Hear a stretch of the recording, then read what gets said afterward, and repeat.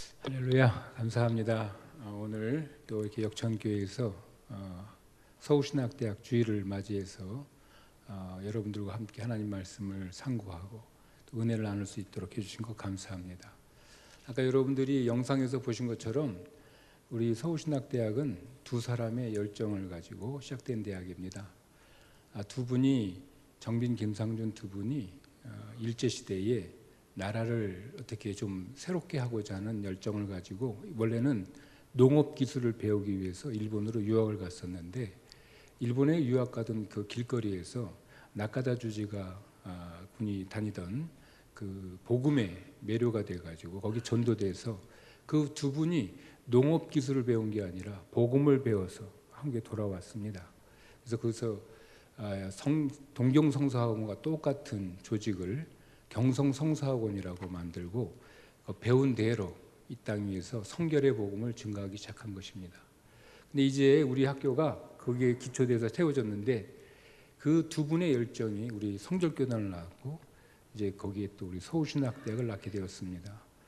여러분, 세계적으로 세 개의 큰 선교의 흐름이 있었는데 항상 미국에서 시작됐습니다. 근데 우리 성결교단이 놀라운 것은 미국의 큰 이런 선교들은 대개 교단 중심의 선교였지만 이 우리 성결교회가 기초하고 낳게 된 이 OMS 선교단은 평신도 선교였습니다. 어떤 교단에서 조직적으로 한 것이 아니라 정말 말씀에 불이 붙어가지고 정말 그 신앙의 뜨거운 열정을 가지고 평신도들이 모여서 선교를 하기 시작했고 그 선교를 통해서 우리 서울신학대학과 성결교단이 탄생하게 된 것이죠. 그래서 이제 거꾸로 성결교단은 미국으로 다시 수출이 됐고 아시아 여러 국가에서 우리 성결교단이 있습니다. 그래서 세계적으로 복음을 수출한 그런 교단은 우리 성결교단밖에 없습니다. 여러분 자랑스러워 하시기를 바랍니다. 그래서 이 자랑스러운 교단의 자랑스러운 학교가 바로 서울신학대학교입니다. 여러분, 세계적인 그런 선교의 흐름을 통해서 여러분들이 세계 선교에 동참하고 있다는 확신을 갖게 되기를 축원합니다. 오늘 우리가 본문 말씀을 보면서 본문 말씀에도 보면 아주 미약한 처음 시작이 있는데 그 미약한 처음 시작이 나중에 창성해져서 놀라운 역사를 이루게 되죠. 정빈, 김상준 두 사람처럼 미약한 시작이 창대한 그런 어떤 놀라운 역사를 이루게 된 것입니다. 오늘 우리가 읽은 본문 말씀을 통해서 여기 하나님께서 어떤 일을 하셨는가, 어떤 준비를 하셨는가, 이걸 우리가 깊이 상고함으로써 여러분들과 또 역천교회가 또 앞으로 한국교회 또 세계교회를 위해서 준비하신 하나님의 사명을 감당하게 되기를 축원합니다. 오늘 우리가 읽은 성경을 보면은 이 이새라는 그 사무엘이 이제 새 왕을 뽑는 자리죠. 새 왕을 뽑기 위해서 하나님께서 지시한 대로 이새 집에 가서 그 새로운 왕이 된 사람에게 기름 붓기 위해서 어떤 자리를 마련하고 그 아들들을 통해서 그 아들들을 보면서 하나님의 명령을 실천하려고 하는 그런 모습이 나와 있습니다. 그래서 여기 보면 이제 그 이스라엘의 아주 위대한 왕 메시아의 표징, 구약 성서에 의하면 메시아의 표징이신 다윗 왕 얘기가 처음 등장하는 거죠. 여기 성경 전체에서 다윗 왕 얘기가 처음 등장하는 그런 자리입니다. 그러니까 새로운 시작, 정말 역사의 어떤 이정표가 될 만한 그런 새로운 계기가 형성되는 그런 순간입니다. 사랑하는 성도 여러분, 여러분들도 그런 계기를 갖고 계십니까? 여러분들 삶 속에, 여러분들의 마음 속에 나는 어떤 새로운 계기를 갖고 있어. 이전과는 달라지는 어떤 놀라운 정기를 갖고 있어, 내가. 여러분 그런 정기를 갖고 계십니까? 예, 할렐루야. 여러분들 믿음 가운데에서 그런 정기를 갖고 계신 줄로 믿습니다. 그래서 이런 새로운 것, 이런 놀라운 일, 그것은 참 하나님께서 주시는 은총임에 틀림이 없습니다. 근데 그 놀라운 은총이 어떻게 시작되었는가? 정말 그것이 어떤 배경에서 어떤 의미에서 우리의 현실적인 삶 속에서 과연 그것이 열매를 맺고 있는가, 그것을 어떻게 열매를 맺을 수 있는지, 또 어떻게 이걸 깊이 이해해야 되는지 본문 말씀을 가지고 우리 함께 은혜를 나누고자 합니다. 여러분, 본문 말씀을 이해하기 위해서는요, 먼저 그 전 역사를 좀 알 필요가 있습니다. 여기 왜 갑자기 사무엘이 다윗이라는 이 사람에게 왕을 뽑게 하기 위해서 이렇게 궁색하게 잔치를 벌인다고 속이고, 또 아들들 불러 모아가지고 거기서 몰래, 이게 이제 몰래 그 기름 붓는 사건이거든요. 몰래 기름을 붓는 것일까? 왜냐하면 지금 사울이라는 왕이 살아있기 때문에 그 왕이 자기를 알면 죽일 거라고 두려워해가지고 사무엘이 정말 다른 제사를 지낸다는 명목하에 이새의 가정의 아들들을 불러 모아놓고 몰래 기름을 붓는 그런 장면입니다. 어떻게 이런 일이 일어날 수 있었을까? 왜 이런 일이 있을까? 이스라엘 역사 속에서 잠깐 우리가 역사를 살펴보면은 어떤 일이 있었냐면, 여러분, 이 이야기가 진행되기 이전에 얼마 전에 이스라엘은 아시는 것처럼 큰 기적 가운데 나온 민족이죠. 이스라엘이라는 민족은 홍해바다를 가르고 여리고 성을 무너뜨리고 기적처럼 하나님께서 이스라엘을 인도해서 요단강으로 들여진 그런 놀라운 그런 기적을 체험한 민족이었습니다. 그러니까 원래 이 민족은요, 그 성경에 보면은 잡족이 나왔다고 돼 있거든요. 출애굽할 때 잡족이 나왔다 이렇게 돼 있어요. 그러니까 여러 개의 정말 그 에집트에서 종노릇하던 사람들이 여호와의 말씀을 따르던 사람도 있었지만, 그 외에 종노릇하던 여러 민족들이, 혼혈된 민족들이 한꺼번에 나온 겁니다. 그러니까 어떤 의미에서 약간 혼혈적인 오합지졸이 나왔던 것이죠. 그들이 놀라운 기적을 체험했습니다. 그들은 이전에는 여러분 아실 것처럼 종이었어요. 종. 여러분 뭐 다 들으셔서 알겠지만, 종이라는 것은 어떤 처지죠? 인간입니까? 인간이 아닙니까? 여러분, 지금은 다 이제 인간이죠. 우리들이 어떻게 그런 질문을 하냐, 이렇게 지금 너희가 나를 무시하냐 이렇게 생각할지 모르지만, 옛날에는 종은요, 개와 돼지만도 못했습니다. 사고 팔 수 있었어요. 정말 그 생사여탈권이 마음대로, 그러니까 이름도 없고 인격이라는 건 아예 존재하지 않는 그런 존재들이었어요. 그런 존재들이 하나님의 기적 통해서 자유민의 나라가 된 것입니다.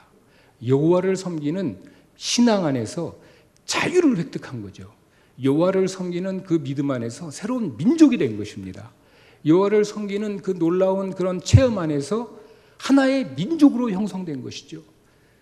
은총의 민족입니다.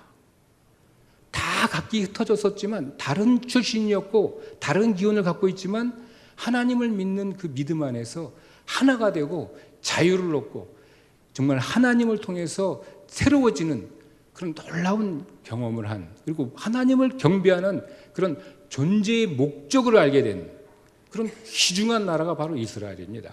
그런데 이 나라가 말이죠, 어떤 일이 벌어지냐면은, 이 나라가 세워졌는데, 요단강으로 건너와가지고 나라가 세워졌는데 너무나 놀라운 일이 생겨집니다. 여러분, 사사기 2장 6절에서 10절까지 말씀에, 그 말씀이 길기 때문에 제가 7절과 10절 말씀만 제가 여러분들에게 읽어드리겠습니다. 사사기 2장 7절 말씀에 보면 이런 말씀이 있습니다. 백성이 여호수아가 사는 날 동안과 여호수아 뒤에 생존한 장로들, 곧 여호와께서 이스라엘 위하여 행하신 모든 큰 일들을 본 자들이 사는 날 동안에 뭘 했다 그랬습니까? 여호와를 섬겼더라. 여호와를 섬겼더라. 그런데 말이죠, 10절로 내려가겠습니다. 이 말씀이 길기 때문에 10절을 한번 다 같이 읽어볼까요? 시작. 그 세대의 사람도 다 조상들에게 돌아갔고 그 후에 일어난 다른 세대는 여호와를 알지 못하며 여호와께서 이스라엘을 위하여 행하신 일도 알지 못하였더라. 놀라운 일이 벌어집니다. 그 여호와 이렇게 여호와께서 행하신 일들을 알던 그들이 여호와의 종 여호수아가 죽자마자 어떤 일이 벌어지냐면 다 잊어버리는 거예요. 한 세대 만에 싹 잊어버렸다는 것입니다. 여러분들이 체험한 놀라운 하나님의 은혜가 여러분 자손에게 이어지지 않는다는 거예요, 지금. 여러분, 우리 대학에, 이거 다른 얘기인데, 지금 우리나라 대학에 대학생들 가운데 대학생들이 기독교를 믿는 학생들이 몇 퍼센트인 줄 아십니까? 몇 퍼센트 같으세요? 몇 퍼센트 같으세요? 네? 50%? 몇 프로? 30%? 20%? 10%?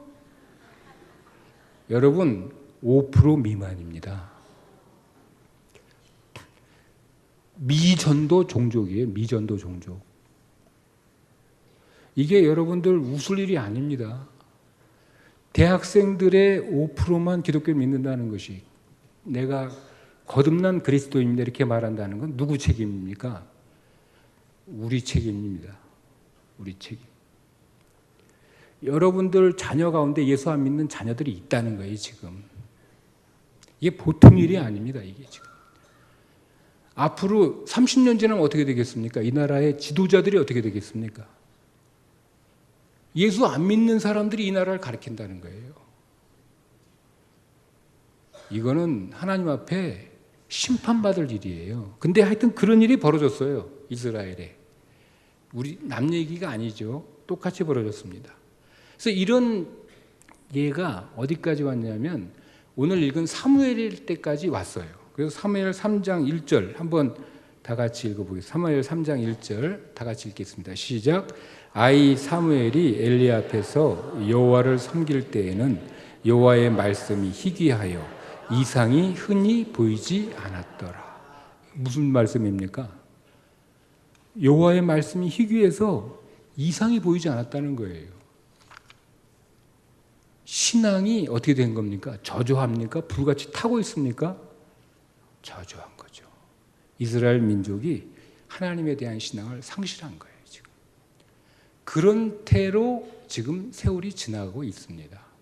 그러다 보니까 이들이 자꾸 나라를 비록 세워줬는데, 하나님께서 나라를 세워줬는데 그런 가운데 계속 이방 민족들의 침입을 받고 그들의 종살이를 하다 보니까 이 사람들이 우리가 이렇게 자꾸 남들에게 오히려 종살이를, 자유민이었는데 하나님께서 기적적으로 세웠는데 자유민이 되지 못하고 자유를 지키지 못하고 이렇게 자꾸 다른 민족에게 침략을 당하고 고통을 당하고 이렇게 자꾸 뭘 바쳐야 되고 이렇게 되는 이유가 뭐냐?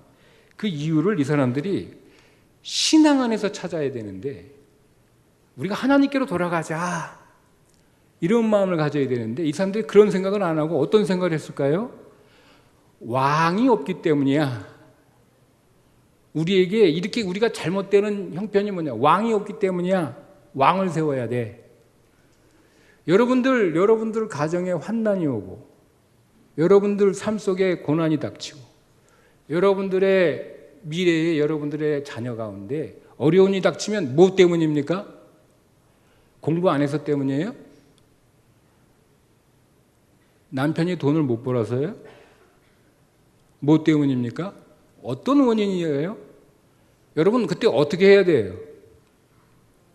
고난이 닥치면 어떻게 해야 돼요? 하나님한테 돌아가시기를 축원합니다. 머리를 하늘로 돌려야 되는데 이 사람들이 머리를 하늘로 찾고 하나님께 그 원인을 찾아야 되는데 이 사람들이 왕이 없기 때문입니다. 왕. 그래서 왕을 달라고 그래요. 왕을. 그러니까 할 수 없이 하나님이 왕을 줍니다. 그런데 그것을 어떻게 평가하시냐면 여러분 사무엘상 8장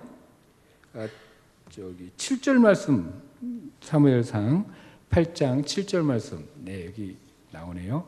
한번 같이 읽어볼까요? 시작.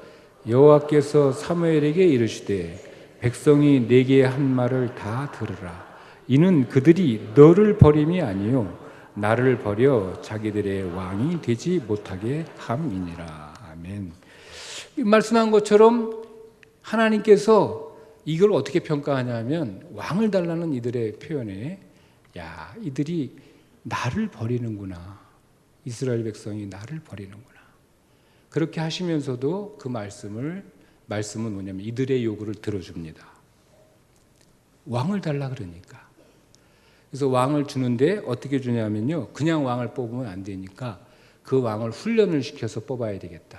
그래가지고 사무엘상 9장서부터 11장까지 누구 얘기 나오냐면 그 사울 얘기가 나오는 거예요. 사울이 왕이 되는 거예요. 이제 드디어 첫 번째 왕이 되는데 그 왕을 그냥 왕을 시키면 안 되니까 왕을 어떻게 하느냐? 여호와의 신으로 그를 훈련시키고 말씀으로 단련시키고 그를 경고하게 해서 하나님을 경배하는 마음을 갖게 한 다음에 왕이 되게 해야 되겠다. 그래서 그를 훈련을 시킵니다. 그래서 사무엘상 여러분 10장 말씀 한번 볼까요? 10장 6절, 7절, 8절 사무엘상 10장 6절에서 7절, 8절 자 6절 말씀 6절, 7절, 8절 다 같이 한번 읽어보겠습니다. 시작. 내게는 여호와의 영이 크게 임하리니 너도 그들과 함께 예언을 하고 변하여 새 사람이 되리라. 이 징조가 내게 임하거든 너는 기회를 따라 행하라. 하나님이 너와 함께 하시느니라. 너는 나보다 앞서 길갈로 내려가라. 내가 내게로 내려가서 번제와 화목제를 드리리니 내가 내게 가서 내가 행할 것을 가르칠 때까지 7일 동안 기다리라. 사무엘이 그냥 왕을 너 왕해 그러는 게 아니라 왕될 제목인 이 사울을 뽑아가지고 여호와의 신으로 감동시키고 그를 신앙으로 격려하고 또 여러 가지 면에서 훈련시켜가지고 왕으로 서기 위해서 일을 하겠다는 거예요. 그래가지고 된 사람이 정말 사울이 예언도 하게 됩니다. 그래서 사울이 그렇게 고르고 뽑히고 훈련을 받아서 왕이 된 거예요. 그럼 이 사람이 변할 것 같아요? 안 변할 것 같아요? 변해야 됩니까? 안 변해야 됩니까? 안 변해야죠? 근데 어떻게 됐어요? 오늘 새 왕을 뽑는 이유가 그것 때문이에요. 근데 그럼에도 불구하고 이 사람이 변했어요. 그럼에도 불구하고 변했어요. 여러분, 그 말씀 사무엘상 우리가 읽은 16장 바로 앞장 15장 23절과 26절 두 절만 읽어보겠습니다. 사무엘상 15장 23절과 23절 한번 먼저 읽어볼까요? 시작. 이는 거역하는 것은 점치는 죄와 같고 완고한 것은 사신 우상에게 절하는 죄와 같음이라. 왕이 여호와의 말씀을 버렸으므로 여호와께서도 왕을 버려 왕이 되지 못하게 하셨나이다 하니. 또 26절 읽어보겠습니다. 시작. 사무엘이 사울에게 이르되 나는 왕과 함께 돌아가지 아니하리니 이는 왕이 여호와의 말씀을 버렸으므로 여호와께서 왕을 버려 이스라엘 왕이 되지 못하게 하셨음이니이다 하고. 여러분 여기 23절 26절이 똑같은 대목이 두 개 나옵니다. 바로 뭐냐면 왕이 여호와의 말씀을 버렸으므로 여호와께서 왕을 버려 이스라엘 왕이 되지 못하게 하셨습니다. 여러분 성령 충만한 사람이 여호와의 영으로 시작한 사람이 여호와의 말씀을 버렸다는 거예요.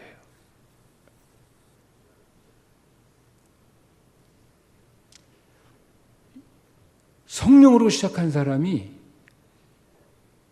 믿음으로 좋게 시작했던 사람이 여호와의 말씀을 버릴 수 있다는 것입니다.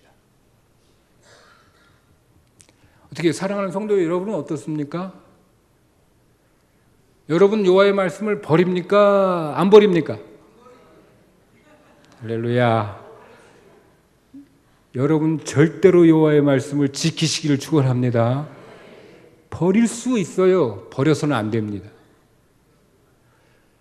여러분의 삶이 어려워지고 이것이 나에게 유익이다고 생각할 때 여호와의 말씀을 버리려고 할 수 있어요. 이런저런 이유로 아프면 아픈 대로, 잘못되면 잘못된 대로, 거꾸로 잘된도 버릴 수 있습니다. 교만해서 버릴 수 있어요. 잘못돼도 버릴 수 있어요. 근데 이런 일이 벌어진다는 말씀입니다.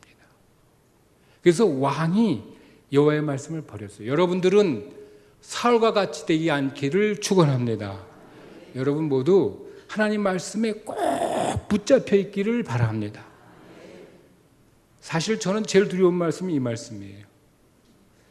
당신이 여호와의 말씀을 버렸으므로 여호와께서도 당신을 버릴 것입니다. 명심하세요, 명심. 여러분들이 여호와의 말씀을 지키시기를 축원합니다. 그런데 이런 일이 벌어졌어요. 새 왕을 뽑아야 되는 거예요. 새 일을 시작해야 되는 거예요.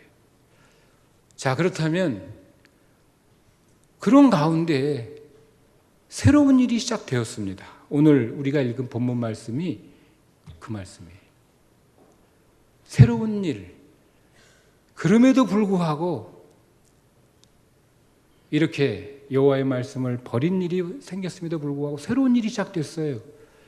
그것은 어떻게 시작됐습니까? 여기 13절 말씀만 다 같이 읽어볼까요? 우리 여러분 16장 13절 다 같이 읽어보겠습니다. 사무엘이 기름 불병을 가져다가 그의 형제 중에서 그에게 부었더니 이날 이후로 다윗이 여호와의 영에게 크게 감동되니라. 사무엘이 떠나서 라마로 가니라. 아멘. 여러분, 다윗이 사울과 다른 새로운 시작이라고 말할 수 있을까요? 없을까요? 다윗은 사울처럼 실수하지 않고 실패하지 않을 사람이라고 말할 수 있을까요? 없을까요? 인간의 측면으로 봐서는 똑같은 사람입니다. 여러분이 사는 모든 삶, 여러분들이 내야 되는 결정들, 여러분들이 만나는 현실들 하나도 변하지 않습니다. 어저께 일이 돌아오고 또 내일 같은 일을 해야 됩니다.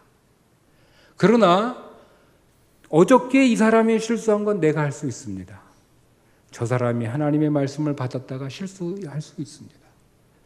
나도 인간적으로 봤을 때 나도 어저께 성령 충만 받았지만 오늘 넘어질 수 있습니다. 그러나 그럼에도 불구하고 이 오늘 성경 본문 말씀에 보면 새로운 일이 시작됐다고 말하고 있습니다. 모든 사람이 주목할 만한 놀라운 새로운 급격한 변화는 아니지만 뭔가 새로운 일이 시작됐다고 말하고 있습니다. 새로운 단초가 주어졌다고 말하고 있습니다. 그 바로 뭐냐면 여기 있어요. 다윗이 이날 이후로 어떻게 됐습니까? 여호와의 영에게 크게 감동되니라.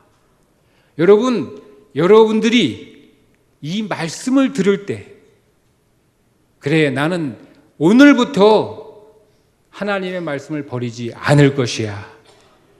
그런 결심과 각오가 선다면 여러분들 여호와의 말씀에 감동된 것입니다. 여러분들이 그래, 나는 어저께 실수할 수 있었어.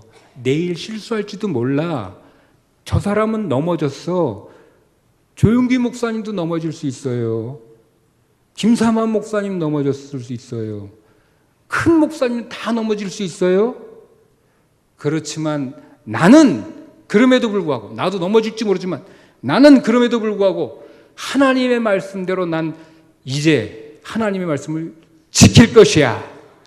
그런 결심이 서신다면 여러분들 여호와의 영에 크게 감동된 것입니다. 여러분들의 삶 속에서 여러분들이 비록 약하지만, 내가 비록 어리석지만, 나도 넘어질 수 있지만, 그럼에도 불구하고 내가 하나님의 말씀을 지킬 것이야 라는 그런 새로운 각오와 확신을 갖게 되기를 축원합니다. 여러분의 겉사람은 날마다 여러분 후패하지만 속사람은 날마다 새로울 줄로 믿습니다. 여러분 성경을 생각해 보세요. 엘리야를 다시 세웁니다. 필요하면 엘리사를 세웁니다. 세례 요한을 세웁니다. 필요하면 사도 바울을 세웁니다. 필요하면 우리 이준석 목사님 세웁니다. 여러분들 중에 가문 중에 누구를 세울 수 있습니다. 하나님은 여러분들 중에 누구를 세워서 역사의 새로운 일을 시작할 수 있습니다. 여러분, 하나님의 말씀에 붙잡히세요. 하나님 말씀에 붙잡히도록 각오를 하세요. 그런 각오와 그런 믿음이 있게 생기는 그분, 나는 지금부터 하나님의 말씀대로 살겠다. 그런 믿음이 생기는 분, 여호와의 신에게 크게 감동된 것을 믿으시기 바랍니다. 그 믿음대로 여러분, 다윗이 이렇게 연약했지만, 보잘것없어 보였지만 이가 결국에는 왕이 됩니다. 메시아의 표징이 됩니다. 여러분들이 연약해 보이지만 여러분들이 결심하면 여러분 후대에 이 나라와 민족을 살릴 수 있는 위대한 민족이 나올 수 있습니다. 위대한 위인이 나올 수 있습니다. 여러분들 그런 믿음의 확신을 가지고 하나님 앞에 나아가는 귀한 여러분 되시기를 주의 이름으로 축원합니다.